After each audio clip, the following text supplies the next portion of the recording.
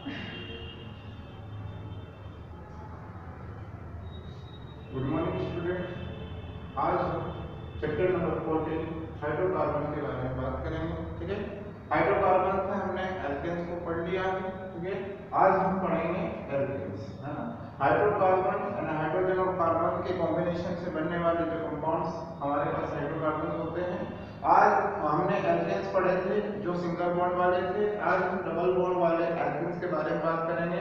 ठीक है, जिसमें ऐसा हाइड्रोकार्बन जिसमें डबल बॉन्ड पाया जाता है, कार्बन कार्बन के बीच में डबल बॉन्ड पाया जाता है, ऐसे जो आपका हाइड्रोकार्बन्स होते हैं वह एल्केन्स कहलाते हैं। इनका सामान्य सूत्र जो होता है यह CnH2n होता है। ठीक है, यहाँ पर कार्बन के साथ जो नंबर ऑफ n बराबर 0 1 2 3 हो सकता है, पर यहाँ पर हम देखेंगे कि n बराबर अगर 0 रख देंगे तो जो हाइड्रोकार्बन्स है वो पूरी तरह खत्म हो जाएगा। इसलिए यहाँ पर आप n बराबर 2 से स्टार्ट कर सकते हैं या n बराबर 1 से स्टार्ट करेंगे तो n बराबर 1 भी आपके यहाँ पर सुटेबल नहीं रहेगा, इसलिए n बराबर अपन 2 रखते हैं।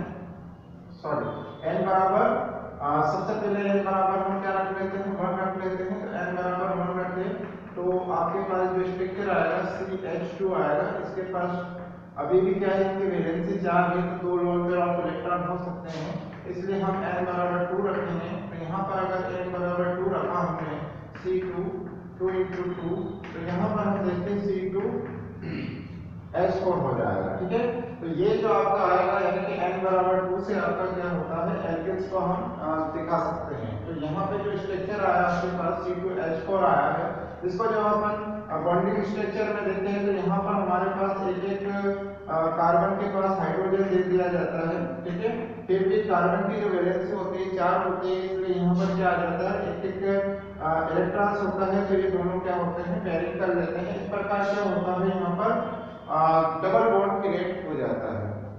यही डबल बॉन्ड क्या है, आपका एल्केन्स कहलाता है। ठीक है, तो ये हमारे एल्केन्स है और ये इस प्रकार से हम n बराबर 3 रख देंगे तो फिर इससे उच्चतर आपका क्या हाइड्रोकार्बन्स एल्केन्स प्राप्त हो जाएगा। ठीक है, तो ये होता है एल्केन्स। और एल्केन्स में कुछ समावेयता पाई जाती है, जैसे कि हम देखें तो संरचनात्मक समावेयता देखिए तो श्रृंखला समावेयता इसमें पाई जाती है। ठीक है, समावेयता की बात करें तो सबसे पहले हम देखते हैं श्रृंखला समावेयता। ठीक है, तो श्रृंखला समावेयता में क्या होता है, जैसे कि एग्जांपल है हम यहाँ पर, तो यहाँ पर जैसे कि ये लिया हमने C4H8, है ना, एग्जांपल लिया C4H8। तो C4H8 को हम किस प्रकार से यहाँ पर कर सकते हैं, सेट कर सकते हैं। तो यहाँ पर देखिए हम यहाँ पर इसको ये आपके पास 2 हाइड्रोजन यहाँ, आपके 3 हाइड्रोजन यहाँ, 2 यहाँ और 5 हो गए और 2 7 और ये एक यहाँ दे दिया 8। ठीक है, और इनके बीच में क्या हो जाएगा, आपका डबल बॉन्ड हो जाएगा। तो इस प्रकार इसका नाम क्या हो जाएगा, 1 2 3 4 4 के कारण ब्यूटेन हो जाएगा और ब्यूटेन के कारण इसका नाम क्या हो जाएगा, आपका 1 पे इन है तो ब्यूट 1 इन हो जाएगा। ठीक है, इसका नाम। अब इसमें जो समावेयता है किस प्रकार से आप देखें तो यहाँ पर ये जो आपका मेथिल ग्रुप है यहाँ से ब्रेक होकर आपका यहाँ आ सकता है और यहाँ का हाइड्रोजन यहाँ जा सकता है। तो इस कंडीशन में आपके पास यहाँ देखें हम तो आपके पास ये वाला नया स्ट्रक्चर प्राप्त होगा CH3। अब इसका नाम क्या हो जाएगा, चूंकि आपकी लंबी श्रृंखला है 1 2 3, अब इसमें केवल 3 कार्बन है और एक सब्स्टिट्यूट ग्रुप हो गया, आपका मेथिल ग्रुप हो गया जो कि 1 और 2 पर। ठीक है, तो 2 पर होने के कारण इसका नाम क्या हो जाएगा, 2 मेथिल, और ये आपका क्या हो जाएगा 1 2 3 3 का प्रोप 1 इन, तो इसका नाम क्या हो जाएगा 3 मेथिल प्रोप। ठीक है, 1 इन। ठीक है, तो ये जो होते हैं ये आपकी जो है श्रृंखला समावेयता कहलाती है। इसमें जो श्रृंखला की वजह से क्या होती है, विभिन्न प्रकार के हमारे पास जो कंपाउंड प्राप्त होते हैं, इसलिए इसको क्या कहा जाता है, श्रृंखला समावेयता कहा जाता है। इसके बाद जो आता है स्थिति समावेयता की बात करें तो स्थिति समावेयता में क्या होता है, जो डबल बॉन्ड की जो स्थिति होती है वो बार बार क्या हो जाती है, चेंज हो जाती है। ठीक है, तो इस वजह से क्या होता है, इसमें आपका स्थिति समावयवता आ जाती है, स्थिति समावयवता। ठीक है, जैसे मैं एक एग्जांपल लूं यहाँ पर आपके पास, तो यहाँ देखिए ये आपका C4H8 है, C4H8 है ना, ये एक एग्जांपल हम ले रहे हैं यहाँ पर। तो हम इसको किस प्रकार से, अभी हमने इसको लिया था, ठीक है, तो ये आपका क्या था, इसका नाम हमने अभी रखा था 1 2 3 4, 4 के कारण क्या आ जाता है, ब्यूट है ना, और 1 इन, ठीक है, ब्यूट 1 इन। अब क्या होगा कि यहाँ से ये डबल बॉन्ड यहाँ पे शिफ्ट हो जाता है और एक हाइड्रोजन इधर आ जाता है, तो हमारे पास जो नई स्ट्रक्चर आ जाती है डबल बॉन्ड CHCS3। ठीक है, तो अब ये जो नया स्ट्रक्चर है बॉन्ड की जो स्थिति है वो चेंज हो जाती है। पहले यहाँ पर देखिए तो 1 2 3 4, अब देखिए 1 2 3 4, पहले क्या है डबल बॉन्ड 1 से स्टार्ट होकर 2 पे खत्म हो रहा था और यहाँ पर 2 से स्टार्ट होकर 3 पे खत्म हो रहा है, यानी डबल बॉन्ड की स्थिति में कुछ चेंजेस आ रहा है। इस कारण इसका जब नाम देखेंगे तो ब्यूट तो रहेगा, क्योंकि 4 कार्बन है और यहाँ पे 2 से स्टार्ट हो रहा है तो 2 इन लिखेंगे, है ना, तो क्या नाम हो जाएगा इसका, ब्यूटेड 2 इन। तो इस प्रकार की इसमें क्या होती है, स्थिति की वजह से समावयवता हमारे पास आती है। ठीक है, कुछ समावयवता चक्रीय समावयवता भी हमारे पास आती है, जिसकी वजह से क्या होता है, डबल बॉन्ड के कारण चक्रीय समावयवता हमारे पास आ जाती है। ठीक है, इसके बाद हम देखें कि इनके कुछ नामकरण की बात करें तो IUPAC में जो इनके नामकरण की बात की जाए तो नामकरण में इनमें लास्ट में जो हमको क्या लगाना पड़ता है, इन लगाना पड़ता है। ठीक है, चूंकि एल्कीन है तो इसके लास्ट में इन लगाना होता है ताकि यहाँ आपका क्या है, डबल बॉन्ड वाला कंपाउंड हमारे पास आ जाए। जैसे कि हम बात करें यहाँ पर एक एग्जांपल है,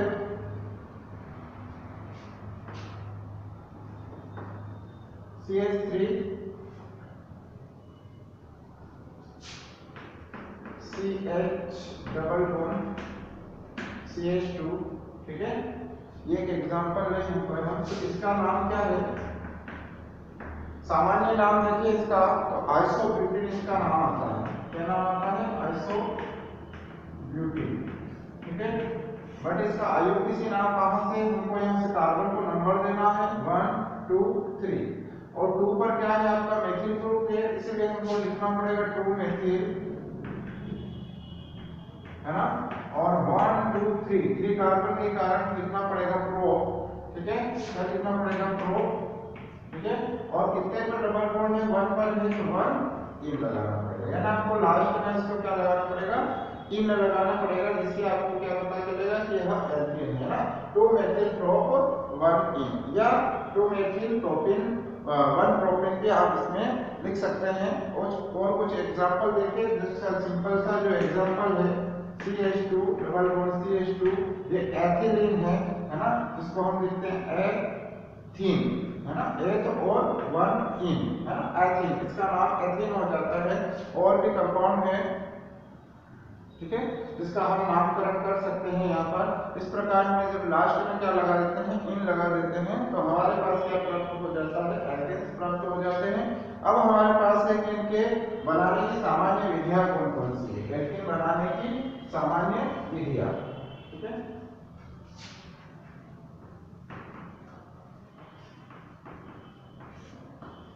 एल्केन्स बनाने की सामान्य विधियां। ठीक है, तो सामान्य विधियों में हम देखते हैं तो सबसे पहले आती है आपकी निर्जलीकरण। ठीक है, सबसे पहले जो हमारे पास आएगी निर्जलीकरण।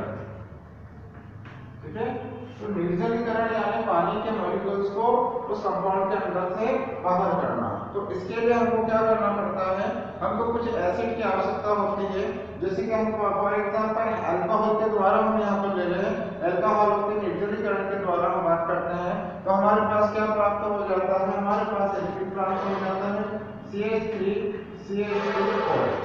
ठीक है, ये आपके पास क्या है, एथिल अल्कोहल है। ठीक है, इस एथिल अल्कोहल की हम क्या करें, अभिक्रिया करवा रहे हैं किसी अम्ल की उपस्थिति में, जैसे H2SO4। ठीक है, H2SO4 लिया और इसके साथ हम क्या ले लेते हैं, H3PO4, और इसको हम लगभग 100 60 से 170 डिग्री के लगभग हम क्या करते हैं, इसको गर्म करते हैं। तो यहाँ से क्या होता है, ये यहाँ से एक हाइड्रोजन और यहाँ से OH ग्रुप दोनों क्या हो जाते हैं, बाहर हो जाते हैं और हमारे पास देखिए यहाँ पर क्या प्राप्त हो जाता है, हमारे पास एल्केन्स प्राप्त हो जाता है। इसका नाम एथीन हो जाएगा। ठीक है, तो इस प्रकार हमारे पास क्या है, अल्कोहलों के निर्जलीकरण के द्वारा भी हम क्या कर सकते हैं, हम एल्केन्स को प्राप्त कर सकते हैं। इसी प्रकार और भी विधियां हैं जिसके द्वारा हम क्या कर सकते हैं, जैसे एल्यूमिनियम के द्वारा जो है निर्जलीकरण, एल्यूमिनियम के द्वारा यहाँ पर एल्यूमिनियम लिया जाए तो उसके द्वारा भी हम क्या कर सकते हैं, हमारा ये एथिल अल्कोहल है। ठीक है, इस एथिल अल्कोहल की हम क्या करें, एल्यूमिनियम के द्वारा भी जब हम रिएक्शंस करवाते हैं, जैसे Al2O3 की प्रेजेंस में भी जब हम रिएक्शंस करवाते हैं और टेम्परेचर 350 डिग्री सेल्सियस के लगभग होता है, तो भी हमारे पास क्या होता है, एक वाटर मॉलिक्यूल निकल जाता है और हमारे पास एथीन प्राप्त हो जाता है। ठीक है, क्या प्राप्त हो जाता है, एथीन प्राप्त हो जाता है। तो इस प्रकार ये हमारे पास क्या निर्जलीकरण के द्वारा भी हम क्या कर सकते हैं, आपका एथीन को प्राप्त कर सकते हैं। अगला जो है आपका एथीन्स जो है हमारे पास एल्किल हैलाइड से है ना, दूसरा नंबर क्या है हमारे पास, एल्किल हैलाइड से है ना। और एल्किल हैलाइड में हम देखेंगे कि एल्किल हैलाइड से हम क्या करें, सबसे बीटा विलोपन है ना, बीटा हाइड्रोजन या बीटा विलोपन हम देखें तो बीटा विलोपन अभिक्रिया से, बीटा विलोपन अभिक्रिया से, तो बीटा विलोपन में आप जानते हैं कि जो सक्रिय आपका नंबर जहां से आपकी स्टार्टिंग होती है, उसका जो पहला जो आपका होता है कंपाउंड, वो क्या होता है आपका अल्फा, और उसके बाद जो होता है वो दूसरा आपका क्या होता है, बीटा होता है। जैसे मैं एग्जांपल ले लूं इसमें CH3 CH2 है और Br, तो ये आपका क्या है, पहला तो अल्फा हो जाएगा। ठीक है, और दूसरा आपका क्या हो जाएगा, बीटा हो जाएगा। तो यहाँ पर क्या करेंगे, बीटा विलोपन अभिक्रिया होगी, तो बीटा विलोपन अभिक्रिया में क्या हो जाएगा आपका, यहाँ से आपका क्या हो जाएगा, हाइड्रोजन यहाँ से बीटा जो आपका है ये अल्फा है ना, और ये बीटा है, तो बीटा से आपका क्या हो जाएगा, एक हाइड्रोजन रिमूव हो जाएगा और आपके पास क्या कंपाउंड प्राप्त हो जाएगा आपका, देखिए यहाँ पर ये अगर KOH के साथ जब हम रिएक्शंस करवाते हैं, ठीक है, तो KOH के साथ रिएक्शंस कराइए, आपका अल्कोहल ही है और हम इसको ऊष्मा भी दे रहे हैं, है ना, ये अल्कोहलिक KOH है।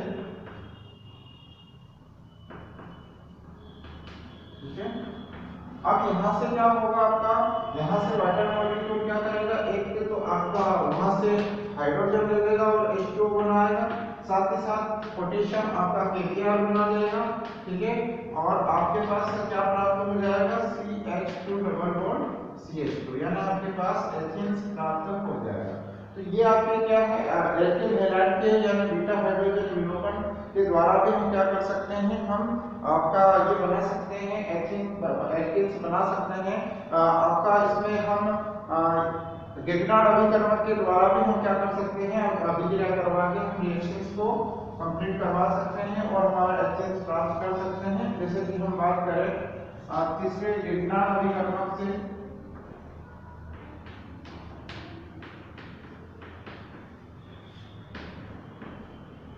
गिबनार्ड अभिकर्मक से, तो गिबनार्ड अभिकर्मक आप जानते हैं RMgX होता है। ठीक है, तो RMgX हम देखें तो यहाँ पर डबल बॉन्ड आपका, यहाँ पर हम एग्जांपल ले लें CH3 का ले लें करके आपका CH3Mg और Br ले लेते हैं। ठीक है, और इसकी रिएक्शंस हम क्या करवा देते हैं, यहाँ पर ब्रोमीन से रिलेटेड आपका कोई डबल बॉन्ड है उससे हम रिएक्शंस करवा दें, BrCH2 CH double bond CH2 है। तो इससे जब हम रिएक्शंस करवाते हैं इसकी, तो हमारे पास क्या होता है आपका, यहाँ से आपकी रिएक्शंस होती है और ये आपका MgBr2 बाहर हो जाता है। ठीक है, MgBr2 बाहर हो जाता है और आपका CH3 इसके साथ जुड़ जाता है। तो इस प्रकार आपका ये आपका 1 2 3 4 है और फर्स्ट पे आपका क्या है, डबल बॉन्ड है, तो क्या आ जाएगा, ब्यूटीन। क्या आ जाएगा आपके पास, ब्यूटीन प्राप्त हो जाएगा, है ना। 1 ब्यूटीन इसका नाम हो जाएगा, ब्यूटी 1 इन इसका नाम हो जाता है, ठीक है। इस प्रकार ये भी है। और अगला है विसिनल डाइहैलाइड से। तो विसिनल डाइहैलाइड में क्या होता है कि विसिनल डाइहैलाइड में जो आपका एक ही कंपाउंड से क्या होता है, जैसे कि ये आपका एक ही कंपाउंड है, इस पर से क्या होता है, दोनों Br क्या होते हैं, निकल जाते हैं, बाहर हो जाते हैं, है ना। तो ये यहाँ से भी हमारे पास क्या प्राप्त हो जाता है, आपका जिंक, और इसको मैथिल अल्कोहल की प्रेजेंस में रिएक्शन करवाई जाती है। तो यहाँ से क्या प्राप्त हो जाता है हमारे पास, ZnBr2, और यहाँ से जब ब्रेक होता है तो यहाँ पर क्या हो जाता है, डबल बॉन्ड क्रिएट हो जाता है, और ये आपका डबल बॉन्ड, तो ये आपके पास क्या हो जाता है, एथीन प्राप्त हो जाता है। तो इस प्रकार हम देखें तो हम यहाँ पर आपका विसिनल हैलाइड के द्वारा भी हम क्या कर सकते हैं, यहाँ पर हम एथेन्स को बना सकते हैं, ठीक है।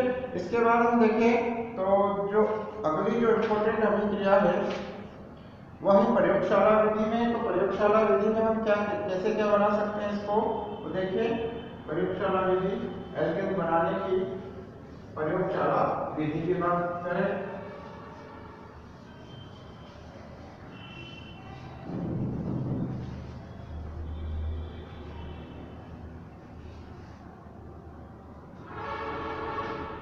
प्रयोगशाला विधि, ठीक है।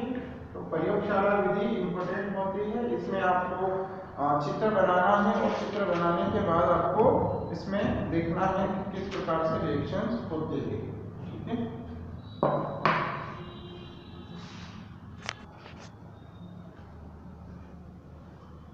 अब हम देखते हैं यहाँ पर एल्केन बनाने की प्रयोगशाला विधि। यहाँ पर आपके सामने प्रयोगशाला विधि का चित्र दिया गया है, ठीक है। यहाँ पर बर्नर है, इसमें एक फ्लास्क है जिसमें रेत और आपका एयर गैसोफॉल दिया गया है, ठीक है। इसी के साथ यहाँ पर ऊपर एक टिप है जिसमें एथिल अल्कोहल जो 1:1 जो एथिल अल्कोहल और सामने एस्ट्रेसोफॉल है जो 1:1 में लिया गया है। साथ ही आपके इसमें क्या दिया गया है, आपका एस्ट्रेसोफॉल और C2H5 को एथिल अल्कोहल लिया गया है। जब इसको हीट किया जाता है तो जो आपकी एथिन की वाष्प होती है, C2H4 की जो वाष्प होती है आपके एथिन की, है ना, वो यहाँ पर आती है, और यहाँ पर एस्ट्रेसोफॉल के साथ क्या होती है, शुद्ध होती है, और शुद्ध होने के बाद वापस COH के साथ रिएक्ट होकर लास्ट में जो होता है शुद्ध मात्रा में हमें क्या प्राप्त होती है, एथिन प्राप्त होती है, जो यहाँ पर आकर इकट्ठा हो जाती है, ठीक है। यहाँ पे जो है एथिल अल्कोहल बनाने की प्रयोगशाला होती है। इसकी जो रिएक्शन आप यहाँ देख सकते हैं, एथिल अल्कोहल के द्वारा बना रहे हैं, तो हम देखें C2H5OH है ना। इसकी रिएक्शन जो है हम देखें तो इसमें जो हम क्या ले रहे हैं कि ये H3PO4 ले रहे हैं, ठीक है। और इसके साथ इसका जो टेम्परेचर हम मेंटेन कर रहे हैं 200 डिग्री सेल्सियस का, ठीक है। और जब हम देखते हैं तो यहाँ से आपका क्या होता है, वाटर मॉलिक्यूल बाहर हो जाता है, आपके पास एथिन प्राप्त हो जाती है, ठीक है। तो यही आपके एथिन जो है प्रयोगशाला विधि है, जिसके द्वारा हम क्या कर सकते हैं, एल्केन्स को या फिर एथिलीन को बना सकते हैं, यानी एथिलीन बनाने की प्रयोगशाला विधि है। इस प्रकार यहाँ से एक प्रश्न आपका बन सकता है, ठीक है। तो ये बस यही आपके